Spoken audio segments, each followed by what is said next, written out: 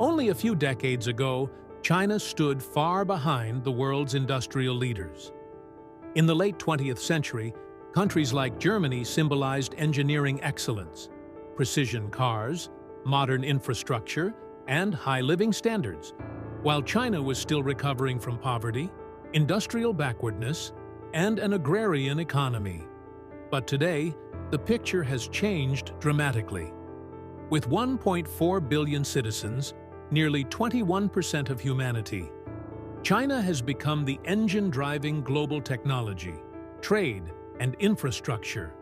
In infrastructure, it has built more high-speed rail in a single decade than Germany has in half a century. In electric vehicles, Chinese companies like BYD now outsell German and American giants. And while Germany once symbolized advanced manufacturing, today the iPhone, Tesla batteries, and countless advanced products are assembled in China's mega factories. China's transformation from follower to leader is one of the fastest and most profound shifts in modern history. But how did this happen? And why is China now seen as an unstoppable force shaping the future of our planet? China has become a nerve center of global technological advancement. From artificial intelligence to consumer electronics, it is home to both indigenous tech giants and the world's largest supply chains. Shenzhen, once a fishing village, is now called the Silicon Valley of hardware. Apple, Tesla, and countless multinational corporations depend on its unparalleled manufacturing ecosystem. In AI research, China files more patents than any other nation. Huawei leads in 5G development, connecting billions worldwide. But beyond corporations, China's true strength lies in its human capital. Millions of engineers, coders, and skilled factory workers driving progress. Universities are graduating STEM students at record numbers, far outpacing Western nations. China's vision is not just to participate in the Fourth Industrial Revolution, but to lead it. While much of the world debates climate policies, China is already living the future. It is the largest producer and consumer of electric vehicles. Companies like BYD have surpassed Tesla in sales. NIO, XPeng, and Geely push boundaries with autonomous driving, battery swapping, and luxury EV design. Government incentives, subsidies, and nationwide charging networks have accelerated adoption. Even rural areas now see affordable EVs, electric buses, and battery-powered motorcycles. China's battery industry is equally dominant. CATL, the world's largest battery maker, supplies Tesla, BMW, and Volkswagen. By controlling the full supply chain, from mining rare earths to battery recycling, China holds the keys to the world's clean energy future. Nowhere is China's ambition more visible than in infrastructure. With over 40,000 kilometers of high-speed rail, China operates the largest, fastest, and most advanced network in the world. A passenger can travel from Beijing to Shanghai in under 4 hours, a distance similar to Berlin to Rome. China also builds the world's tallest bridges, longest tunnels, and busiest airports. Entire megacities rise in just a decade, complete with skyscrapers, subways, and smart city networks. These projects are more than concrete and steel. They symbolize national pride, economic growth, and a model of development other nations now look to replicate. At the heart of this transformation is the Chinese people. Discipline, resilience, and a collective spirit have long defined Chinese society.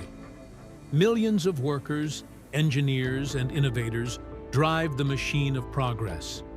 From Shenzhen's factory floors to Beijing's AI labs, people work tirelessly, believing that their efforts contribute not just to personal success, but to national rejuvenation. This spirit, deeply rooted in a civilization stretching back thousands of years, is now powering the nation's leap into the future. Feeding 1.4 billion people is a challenge unlike any other. China has achieved agricultural self-sufficiency through modernization. AI-powered irrigation, biotech seeds, vertical farms, and smart greenhouses ensure food production on a massive scale. China is also a global agricultural player, importing soybeans from Brazil, exporting seafood worldwide, and pioneering synthetic proteins. Its dual strategy, protect its population from hunger while ensuring global food supply chains remain connected to China's vast markets. China is the world's factory, but also its workshop of connectivity. Shanghai and Ningbo Zhoushan ports move more goods than any other on Earth. The Belt and Road Initiative, launched in 2013, is reshaping global trade, building railways in Africa, ports in the Middle East, and highways across Central Asia. Through this, China is not just trading goods, it is exporting infrastructure, financing, and influence, creating a 21st century Silk Road that rivals Western trade dominance. China's ambitions go beyond Earth. The Tiangong space station is fully operational. Chinese lunar rovers explore the far side of the Moon. Plans for Mars missions are underway.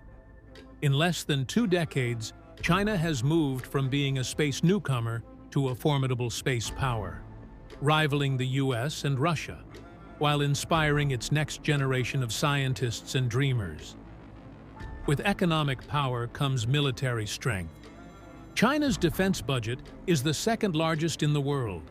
It is developing hypersonic missiles, AI-driven drones, cyber warfare capabilities, and next-generation naval power. Its focus is not only defense, but deterrence, ensuring that no rival can challenge its sovereignty or ambitions. But China's rise is not without challenges. Environmental issues, debt concerns, human rights criticisms, and geopolitical tensions pose hurdles. Trade wars with the US, scrutiny in Europe, and growing competition in Asia mean China must constantly adapt its strategies.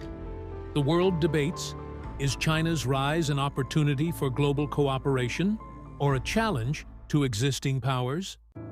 Technology, trade infrastructure, space, military, agriculture. Each of these pillars strengthens China's global position.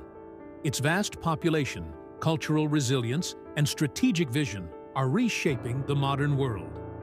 Whether admired or feared, China's trajectory cannot be ignored. The question is no longer if China will lead, but how it will shape the century ahead. China's story is more than numbers, factories, or mega-projects. It is a story of civilization. For 2,000 years, China was the Middle Kingdom, the center of world trade, science, and philosophy. Then came a century of humiliation, when foreign powers carved it apart. Today, China sees its rise not as domination, but as restoration, a return to the place it once held. Yet the world watches with mixed emotions. Allies see opportunity. Rivals see a challenge. Ordinary citizens see both hope and fear. Hope for innovation and progress. Fear of conflict and instability. Some imagine a world where China and the West cooperate, pooling knowledge to fight climate change, cure diseases, and explore space together. Others imagine rivalry, an endless contest of trade wars, sanctions, and military standoffs. The truth is, the future is unwritten. Humanity now stands at a crossroads: cooperation or confrontation, progress or division. Behind the statistics and skyscrapers, one question remains: what does China's rise mean for ordinary people? In Beijing, in Berlin, in Nairobi, and in New York. Will artificial intelligence and automation create prosperity or unemployment? Will new trade routes bring fairness or dependency? Will technological leadership unite humanity or deepen divides between nations? China's rise brings both promise and peril. For some, it is a chance to escape poverty, to gain access to technology, and to join a connected world. For others, it is a threat, a fear of dependence, of domination, of a new hegemony replacing the old. This paradox is not new. History teaches us that every great power reshapes the world, but rarely without resistance, conflict, or compromise. Yet what sets China apart is not only its size, but its timing. It rises in an era where technology, artificial intelligence, biotechnology, quantum computing will determine the fate of nations more than armies or borders ever could. The nation that leads in AI will control the future of work. The nation that leads in green energy will control the future of survival. And the nation that leads in space will control the future of exploration. China aims to lead in all three. For centuries, China viewed itself as the Middle Kingdom, the center of the world. Then it fell into decline, humiliated by foreign empires. Today, its leaders believe history is correcting itself. But history is not destiny. Civilizations rise and civilizations fall. The real test for China will not be how high it rises, but how long it lasts. As the dragon rises, the question for humanity is simple. Will we face the future divided, clinging to rivalries of the past? Or will we recognize that no wall, no border, no empire can contain the challenges ahead? Climate change, pandemics, automation, and survival beyond Earth? Perhaps China will lead. Perhaps America will endure. Or perhaps, just perhaps, the greatest achievement of this century will not be one nation's dominance, but the world's cooperation. As China rises, the world is reminded of a truth often forgotten.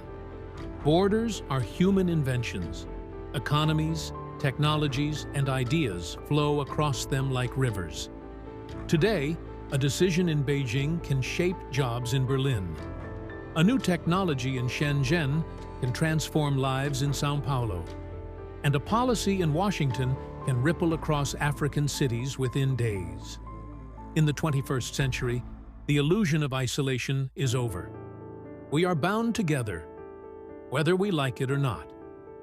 So what happens now? Two futures lie ahead. One is a great convergence, where nations learn to rise together, where the rise of China sparks not rivalry, but innovation and partnership, lifting billions into prosperity. The other is a great collision, where fear, mistrust, and competition spiral into conflict. A world where trade wars turn into real wars, where technology becomes a weapon, not a bridge, where the 21st century is not defined by progress, but by chaos. Power, in the end, is responsibility. China must decide whether its rise will inspire cooperation or fear. America must decide whether it will compete destructively or adapt wisely. And the rest of the world, Europe, Africa, Latin America, must decide whether to be spectators or active players in shaping the century. 500 years from now, no one will remember today's trade disputes. They will not care who had the largest GDP in 2030. They will ask instead, did humanity use its power to save itself or to destroy itself? The true story of the 21st century is not China's rise alone. It is whether humanity can rise with it. In every age, humanity has searched for meaning in the rise and fall of empires. From Babylon to Rome, from London to Washington, each believed they were the center of history. And now, the world watches China with the same question in its heart. Is this the future? But time whispers a warning. No empire lasts forever. No civilization is immune to pride, corruption, or decay. The true measure of greatness is not how high you rise, but how wisely you endure. We stand at a crossroads. One path leads to a future where nations compete until the world fractures under pressure. War, climate collapse, and division. The other path leads to a future where knowledge replaces conquest, where technology heals instead of divides, and where no one nation owns the century. Because the century belongs to all of us.